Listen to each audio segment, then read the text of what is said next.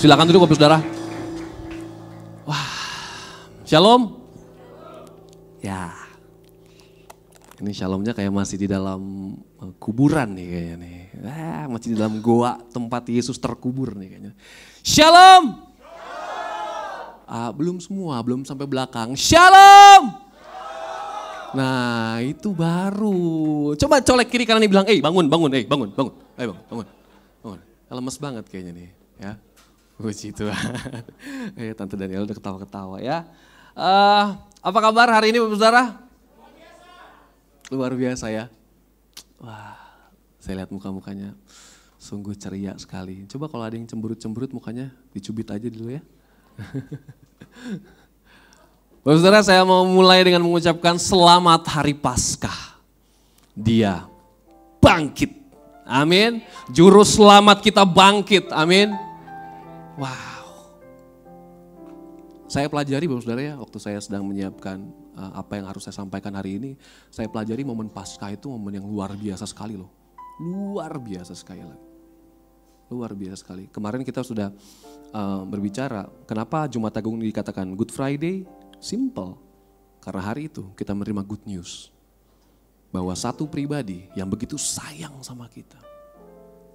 Rela gantikan posisi kita untuk menerima maut. Wih. Dan hari ini kita merayakan kebangkitannya. Amin. Dia enggak mati selamanya, enggak. Bahkan alam maut pun tidak bisa menahan Tuhan kita. Amin. Hari ini dia bangkit. Yang mengerti boleh berikan tepuk tangan buat Tuhan dong. Wow. Kita mau flashback sedikit ya Bapak Saudara ya. Tentang Jumat Agung kemarin buat saya kalau ada orang bilang, wah Yesus kalah nih di kayu salib nih. No, saya bilang Yesus menang di kayu salib.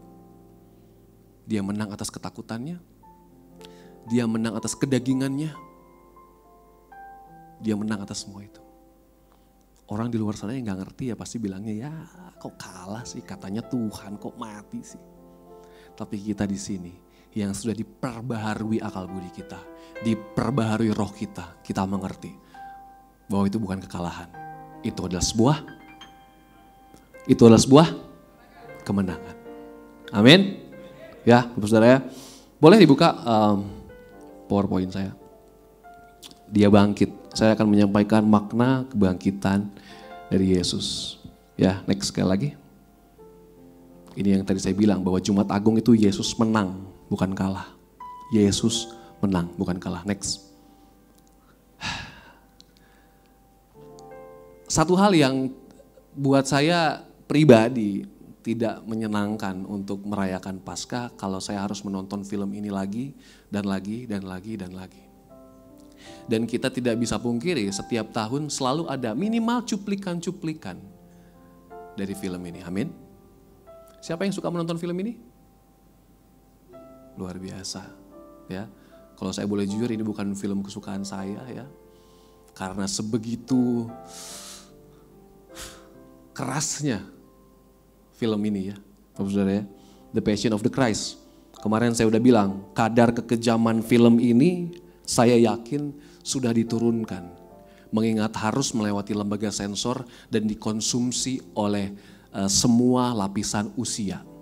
Jadi saya yakin pada kenyataannya di sana jauh lebih mengerikan. Jauh lebih mengerikan. Ya. Bahkan beberapa waktu yang lalu Andrew sempat kirim saya satu video ya Bapak Saudara yang menjelaskan teori bagaimana Yesus sampai akhirnya mati di kayu salib. Wih, ngeri Bapak Saudara, ngeri. Dicambuk, dipukulin, habisan darah, membawa salib seberat itu, berjalan sekian panjangnya di tengah terik matahari. Darah masuk paru-paru, susah bernafas. Wah, ngeri. Tapi kita boleh sepakat seperti yang Paniko kemarin sampaikan. Bahwa satu hal yang sangat berat bagi Yesus adalah saat dia merasa dipisahkan dari Tuhan, dari Bapa. Amin. Dan seharusnya kita pun merasa seperti itu. Seharusnya saat kita merasa terpisah dari Bapa, dari Tuhan, seharusnya kita ngerasa gak nyaman. Saya mau bilang ini ya saudara, kalau ada dosa yang kita lakukan, tapi kita nyaman melakukannya, hati-hati. Hati-hati, hati-hati. Kalau ada seseorang menegurmu untuk sesuatu yang salah memang, lalu kamu malah marah, hati-hati. Hati-hati. Ya, jangan-jangan kita sudah terlalu nyaman di dalam dosa. Terlalu nyaman hidup di dalam dosa. Ya, Bapak Saudara. Yesus tahu dia akan mengalami ini, Yesus tahu. Yesus tahu dia akan mengalami ini, dia takut, yes, dia takut. Sebagai manusia, Yesus itu 100% manusia dan 100% Tuhan. Dia merasa takut? Iya, dia merasa takut. Tapi dia gak mundur. No, dia mengalahkan ketakutannya. Motivasinya apa? Next, motivasinya cuma satu. Ini, motivasi mana? Yohanes 3:16. Saya yakin dan percaya kita semua udah dari sekolah minggu udah mengerti ini. Ya, Bapak Saudara. Karena begitu besar kasih Allah akan dunia ini. Kalau dibilang dunia ini, itu bukan berarti tentang benda-benda yang ada di sekitar kita ya, no. Dunia ini adalah kita. Bapak Saudara dan saya. Karena begitu besar kasihnya buat kita.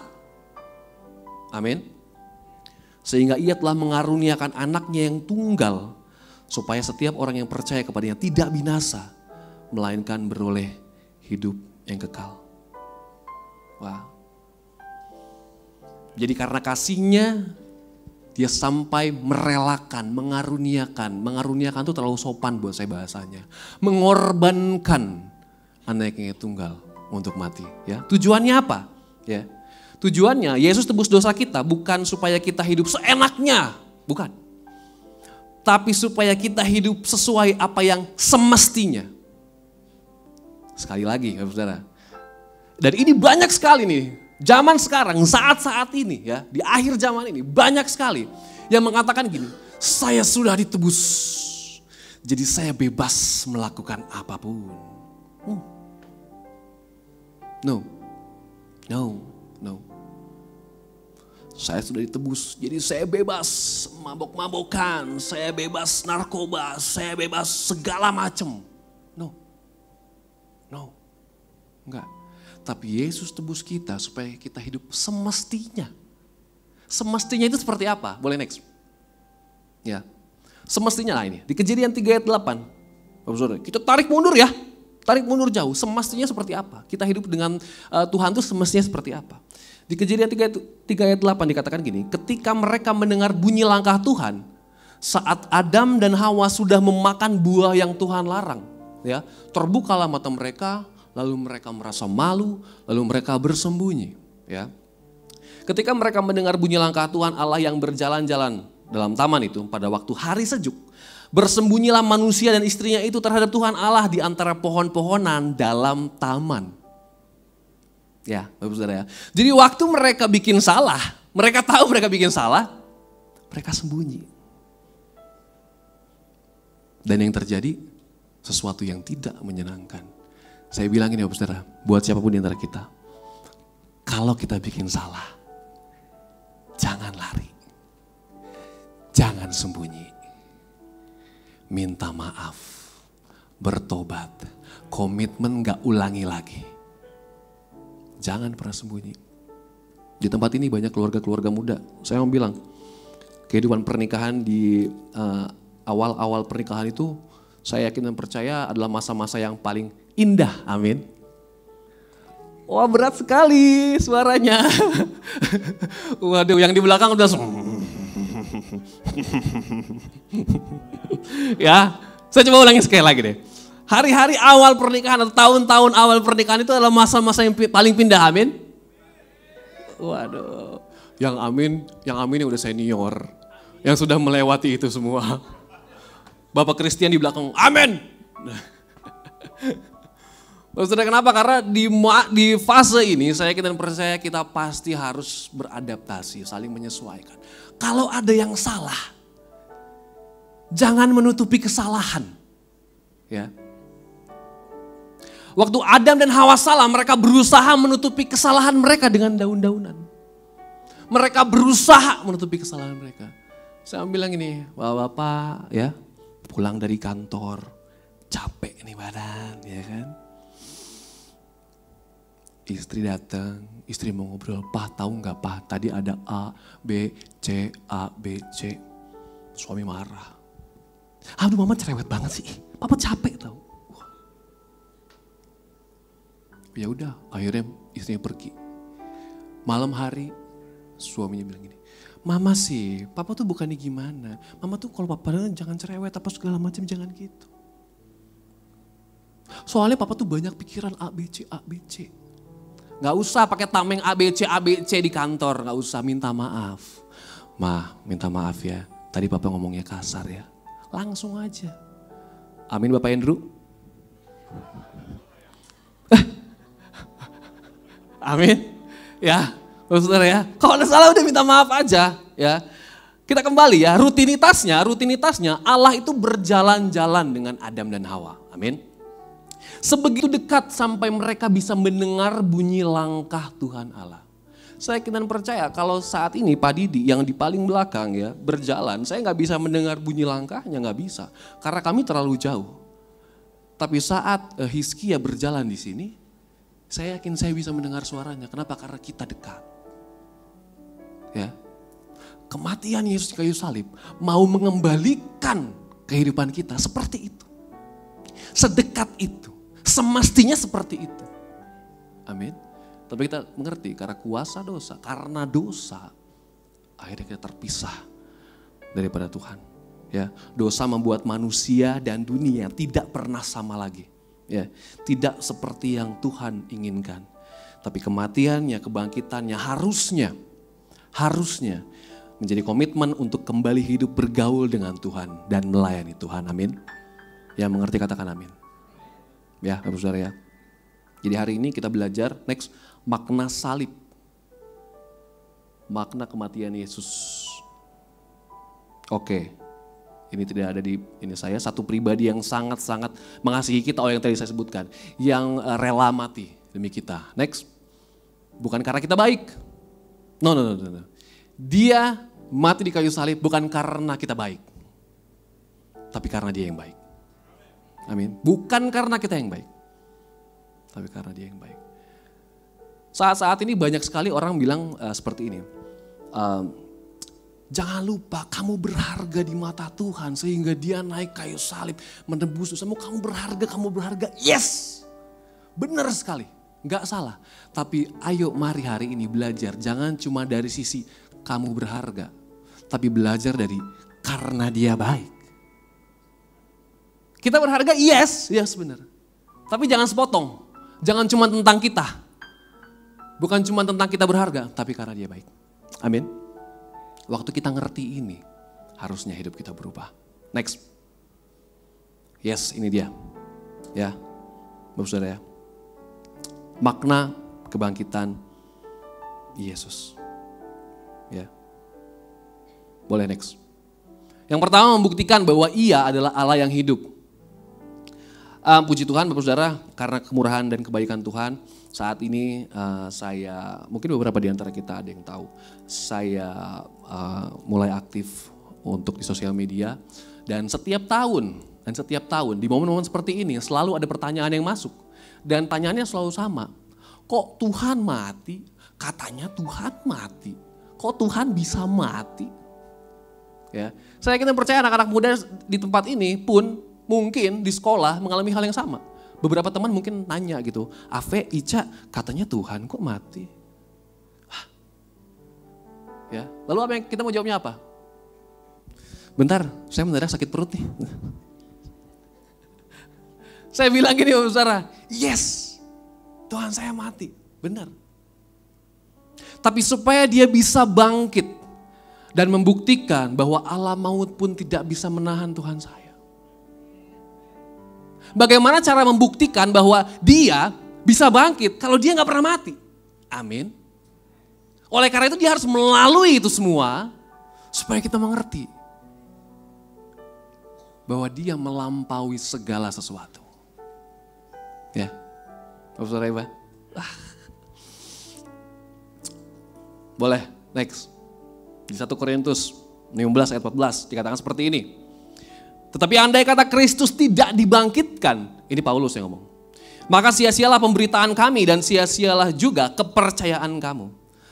Paulus bilang begitu karena dia tahu bahwa Yesus sudah bangkit, amin. Ya. Jadi karena dia bangkit, maka apapun yang kita lakukan tidak ada yang sia-sia. Amin. Berarti bertekun di dalam Tuhan tidak sia-sia.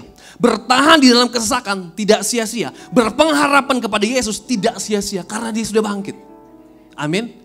Karena dia sudah bangkit, apapun yang kita lakukan tidak sia-sia. Mungkin beberapa di antara kita ada yang merasa gini, ya tapi kan pelayanan saya kecil. Saya hanya melayani 2-3 orang, saya hanya mendoakan 2-3 orang. No. Gak ada yang kecil, gak ada yang besar. Semua Tuhan perhitungkan. Dan yang kau lakukan gak pernah sia-sia. Iya nih tapi Tuhan, teman-teman tuh gak tahu saya pelayanan. Gak ada yang tahu saya pelayanan. Tuhan tahu dan tidak sia-sia. Bahkan setiap pagi di dalam kamarmu engkau mendoakan seseorang, tidak ada yang tahu. Tidak sia-sia. Bapak Saudara, boleh kasih tepuk tangan buat Tuhan ya. Saya teringat Saudara, ini adalah hari terakhir di mana kita berpuasa, amin. Kita sudah berpuasa selama seminggu dan jujur Saudara, saya kagum sekali. Ada begitu banyak kesaksian yang masuk ke saya, ke Glory, tentang apa yang mereka alami gitu. 1 minggu ini gitu. Banyak sekali. Satu pribadi, satu orang, WhatsApp saya malam-malam, Shalom Pak Gem, mau cerita Pak Gem ini. Puji Tuhan Pak Gem, Tuhan tolong istri saya. Oh ya saya bilang, gimana keadaannya. Jadi singkat cerita dia sedang sakit. Dan seperti suami pada umumnya, kalau istri sedang sakit, kami kan tentu saja tidak bisa tenang ya.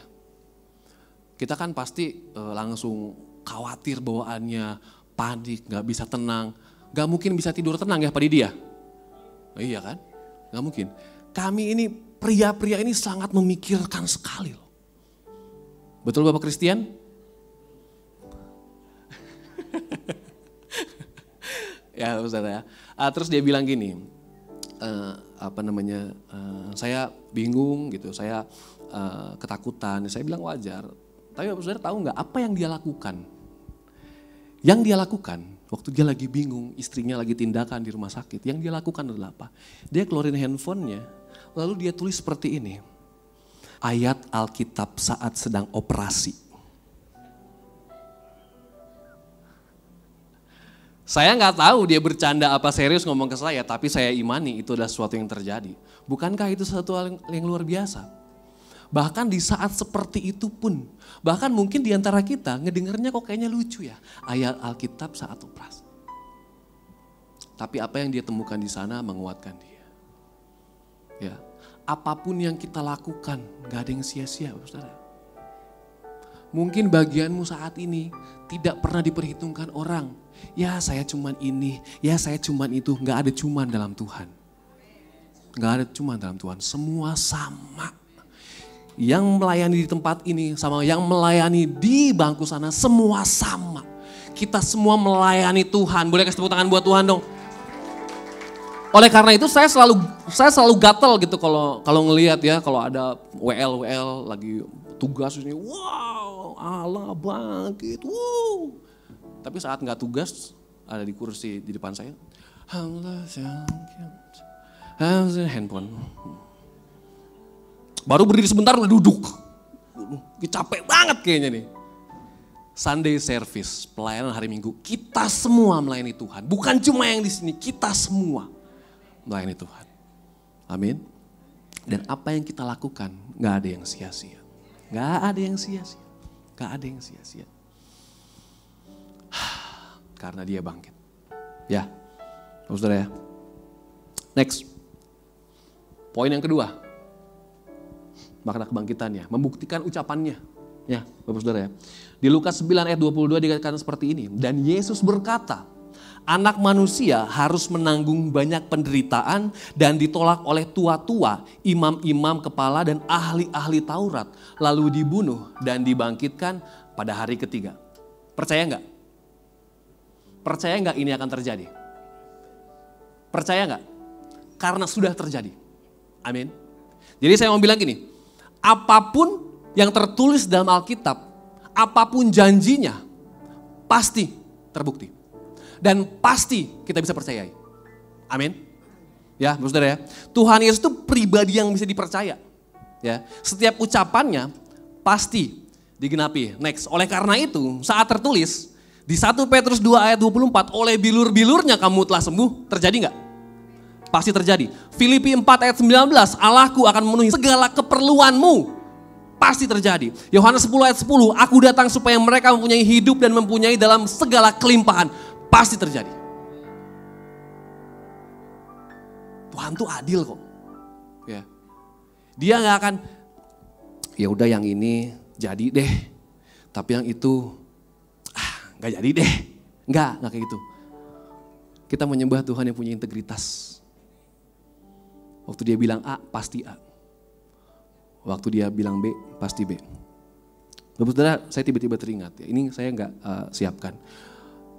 Saya yakin dan percaya kita semua mengingat momen di mana waktu Yesus tidur di dalam perahu, lalu angin besar dan ombak datang, lalu murid-muridnya ketakutan. Benar ya? Siapa yang masih ingat? Oke, kita tanya ya. Siapa yang masih ingat cerita itu? Oke, jangan kita semua. Jangan kita semua. Jangan main aman ya Bapak Saudara ya. Jangan main aman ya. Jangan main aman. Saya mau tanya, siapa yang ingat cerita itu? Oke. Siapa yang tidak ingat cerita itu? Mari kita doa tutup ya. Ya, Bapak Saudara, singkatnya seperti ini, saya bahasakan aja. Suatu ketika Yesus bilang ke murid-muridnya, murid-muridku, ayo kita naik ke perahu, kita berangkat ke seberang. Ya, kita akan menyeberang. Ya, lalu oke, kalau gitu kita masuk perahu. Lalu waktu Yesus lagi tidur, angin datang, badai gitu ya. Bapak Saudara, saya yakin. Buat saya pribadi, ini pewahyuan yang saya terima ya. Perahu yang ditumpangi oleh Yesus itu kan bukan kapal pesiar. Bukan yang nyaman, bukan yang besar. Iya kan? Kira-kira saat badai datang, badai besar itu datang, kira-kira Yesus sebegitu nyenyaknya atau dia tahu ada badai? Hah? Dia tahu. Saya yakin dia tahu. Tapi ya udah, dia memutuskan untuk tidur. Kenapa? Karena dia sudah bilang gini, kita akan ke seberang. Harusnya murid-muridnya pegang, kita akan ke seberang. Mau badai, hujan, segala macam, kita akan ke seberang. Tapi yang terjadi apa? Murid-muridnya bilang, guru, apakah kau tidak peduli dengan situasi ini? Seakan-akan muridnya ngomong gini, guru kok kamu diem aja sih? Lakuin sesuatu dong. Ini kita udah mau mati nih. Oleh karena itu, saat Yesus menghardik angin badai, topan segala macam, dia pun menghardik murid-muridnya. Kenapa kamu gak beriman? Ya. Wah, waktu saya dapat pengertian ini luar biasa. Dia sudah bilang kok, ayo kita akan ke seberang kok. Dan pasti akan ke seberang kok. Tapi ya, sebagai manusia terkadang saat melihat situasi kita, saat melihat badai dalam kehidupan kita, goyang. Ya. Tapi hari ini kita belajar bahwa apapun yang dia katakan, apapun yang dia sampaikan, imani, pegang teguh sampai terjadi dalam kehidupan kita. Boleh kasih tepuk tangan buat Tuhan dong. Wow. Amin. Ya, untuk semua janji dan jaminan yang tertulis di Alkitab pasti digenapi. Dikatakan di ayat tadi ya, lalu dibunuh dan dibangkitkan pada hari ketiga. untuk hal yang mengerikan seperti ini aja, dia genapi. Apalagi hal-hal baik bagi kita, pasti digenapi. Ya, Tuhan tuh mengasihi kita, saudara. Siapa yang pernah mendengar istilah unconditional love? Kasihnya tak bersyarat. Siapa yang pernah mendengar itu? Saya pelajari Bapak Saudara ya. Waktu Yesus mau naik ke kayu salib, dia tuh gak bilang gini loh. Oke, saya mau nih, disalib nih, saya mau nih. Tapi kalian semua bertobat ya. Oke, saya mau nih, disalib nih. Tapi kalian harus iman kepada saya, punya iman kepada saya. Oke, saya mau naik ke kayu salib, tapi gaya hidup kalian harus berubah ya. Enggak. Bahkan Yesus naik ke kayu salib, dia enggak permisi, enggak pamit sama kita, enggak. Dia langsung naik ke kayu salib. Karena kasihnya buat kita, supaya kita tidak mengalami apa yang dia alami. Tapi ini yang penting, jangan hanya karena ini kita merasa dilegalkan melakukan segala sesuatu. Saat kita ngerti sebegitu besarnya kasih Tuhan sama kita, saat kita ngerti apa yang sudah dia lakukan untuk kita, harusnya gaya hidup kita berubah. Harusnya gaya hidup kita berubah. Saya kemarin sudah sampaikan ya Bapak Saudara ya, waktu di cuplikan film The Passion itu ya, waktu kita nonton, waktu Yesus diangkat, salibnya ditegakkan, das. Lalu orang-orang mengolok-olok dia, orang-orang mencemooh, mana? Katanya raja, katanya Mesias, katanya Tuhan, mana? Dan yang di barisan terdepan, ahli-ahli Farisi, ahli-ahli Taurat yang harusnya mengerti tentang kasih. Tapi malah mereka di barisan terdepan mempraktekkan apa yang tidak pernah tertulis dalam kasih. Wah. Ya, saudara ya.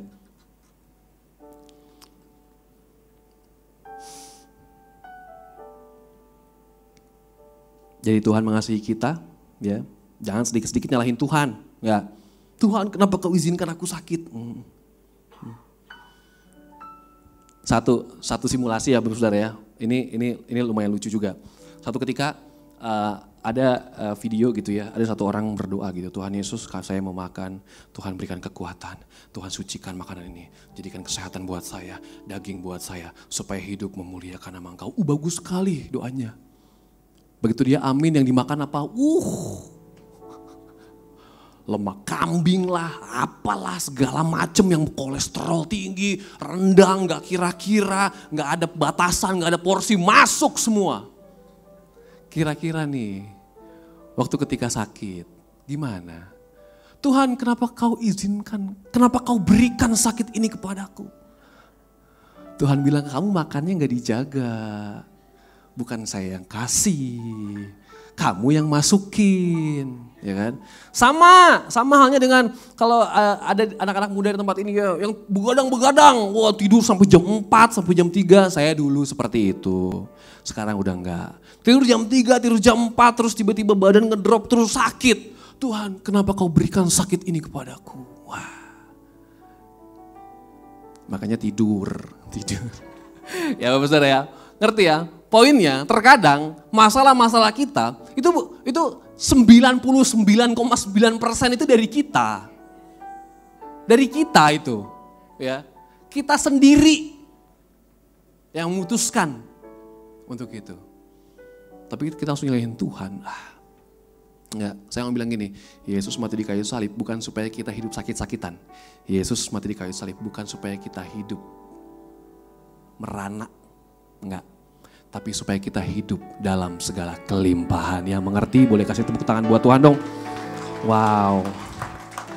Ya, Bapak Saudara ya. Nah pertanyaannya gini, waktu kita ngerti bahwa kata-katanya bisa dipegang, waktu kita mengerti bahwa Yesus adalah pribadi yang bisa dipercaya, pertanyaannya gini, gimana caranya supaya saya bisa percaya sama dia?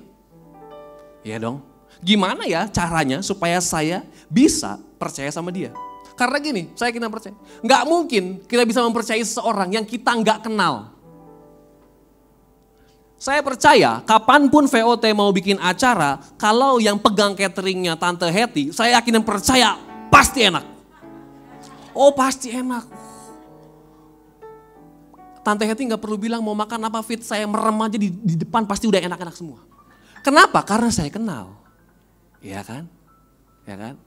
Saya mau bilang kapanpun VOT ada kompetisi bulu tangkis, saya akan memberangkatkan Ardi dan Christian dan Ari untuk berangkat di barisan terdepan. Kenapa? Karena saya kenal. Ternyata Christian walaupun berbadan besar tapi kalau mukul kenceng juga nih.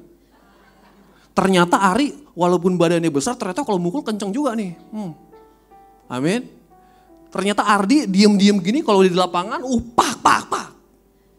Ternyata seperti itu. Kenapa? Karena akhirnya saya kenal. Jadi saya bisa percaya sama mereka. Amin. Siapa yang kemarin habis bulu tangkis kakinya sakit-sakit? Tangannya sakit-sakit? Bertobat kita ya. Saya juga. Ardi nanti kapan kalau kita bulu tangkis lagi, Hizki sama Henok diajak ya. Sama-sama semua ke sana ya. Olahraga, anak-anak muda olahraga. Jangan tunggu berumur dulu baru memperhatikan kesehatan. Ya. Yang di depan langsung, betul. Jeritan hati ini kayaknya nih. Semasa muda bijak kita ya, ayo. Gak apa-apa, banyak kegiatan, tapi coba tetap diseimbangkan dengan olahraga. Amin Bapak Ari? Ya, Bapak Ibu ya. Gimana kita bisa mempercayai Yesus kalau kita gak bisa kenal dengan Yesus? Bagaimana kita mengenalnya melalui pembacaan firman Tuhan? Gak ada lagi yang lain. Jangan pernah cukup mengenal Tuhan, Yesus hanya lewat khotbah-khotbah di mimbar. Gak cukup. Dalam 1 minggu, Bapak Ibu Saudara cuma mendengar firman, mungkin 30-40 menit. Dalam 1 minggu loh, gak cukup. Kita harus mengenal dia pribadi, lepas pribadi. Baca Alkitabnya. Jangan Alkitab cuma dijadiin ganjelan di rumah ya. Pasti enggak, itu di luar sana.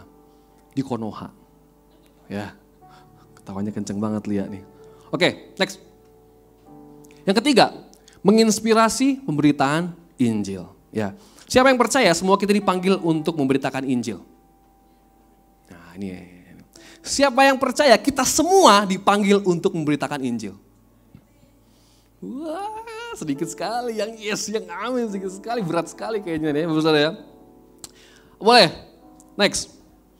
Di Yohanes 20 ayat 1-2 dikatakan seperti ini.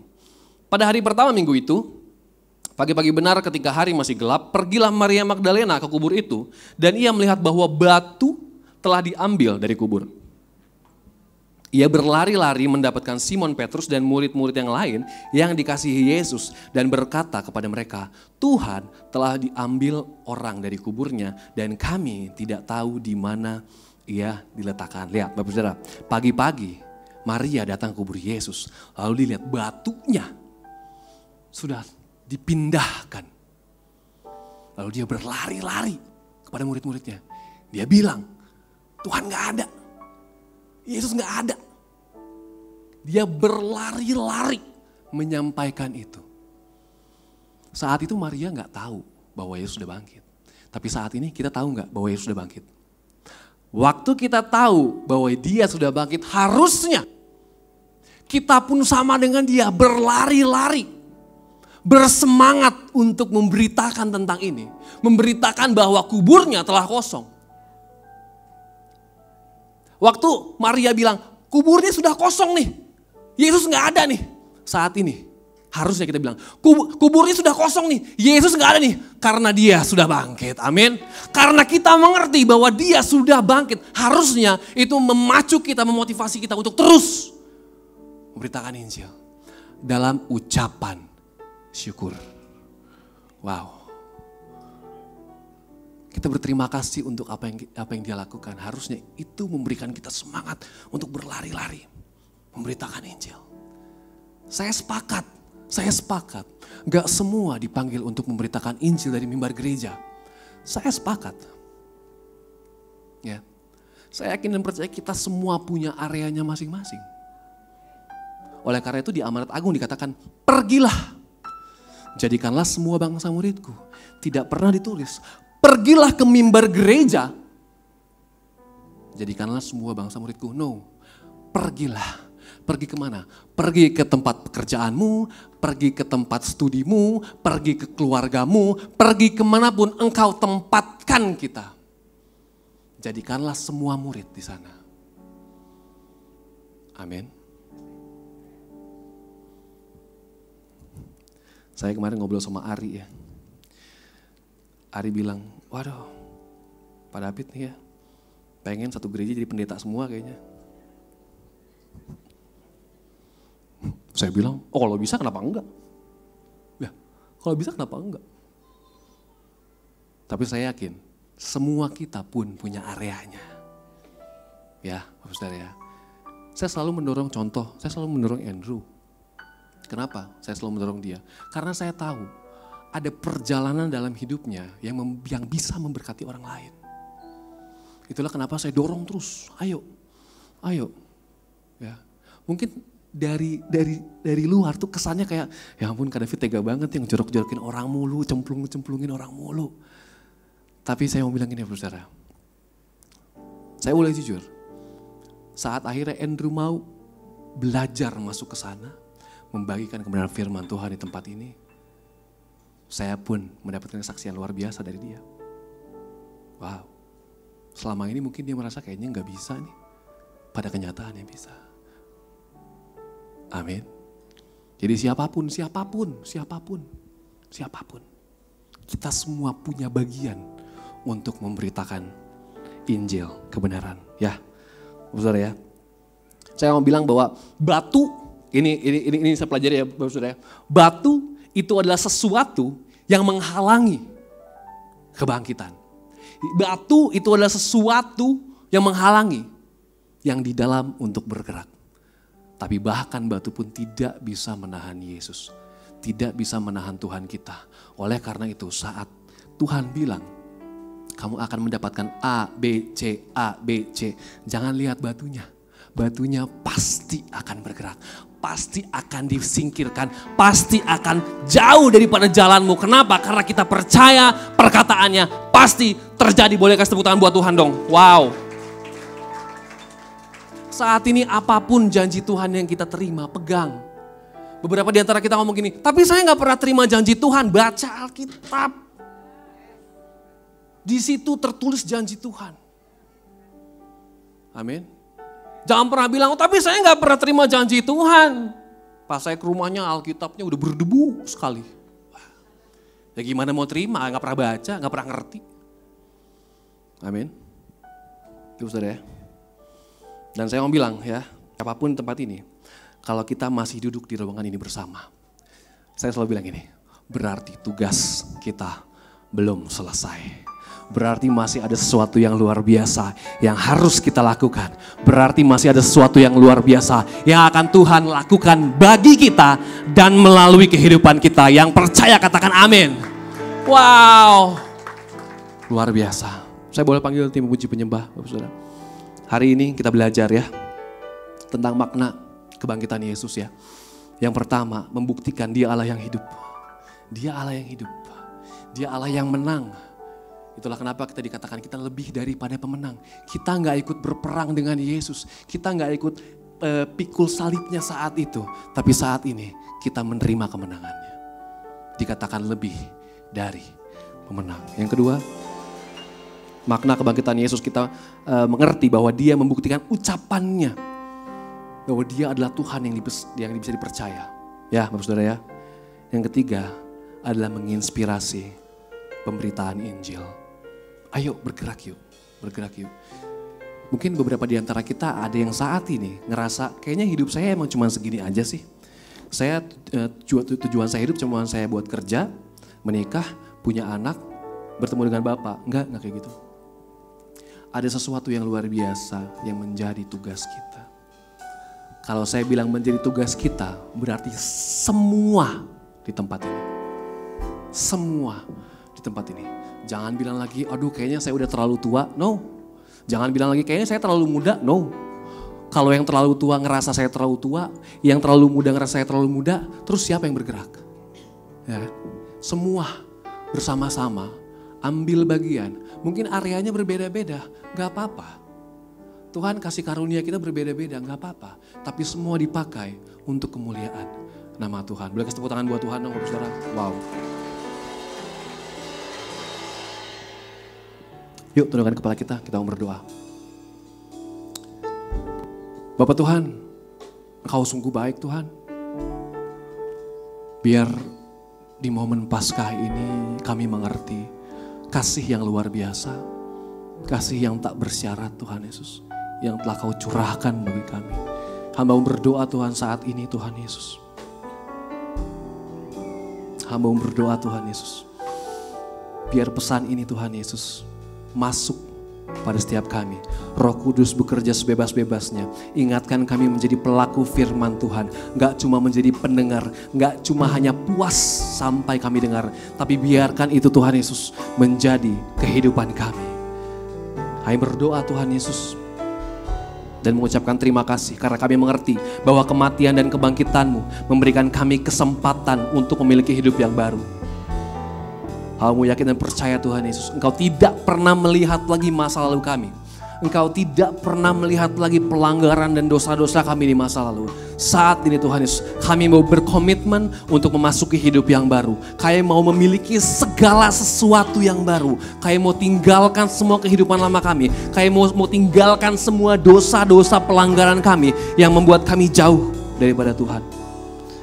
Dan kami mengerti bahwa itu semua terjadi bukan karena kami baik, tapi Engkau yang baik. Saat ini Tuhan, hamba mau berdoa untuk seluruh jemaat di VOT Tuhan.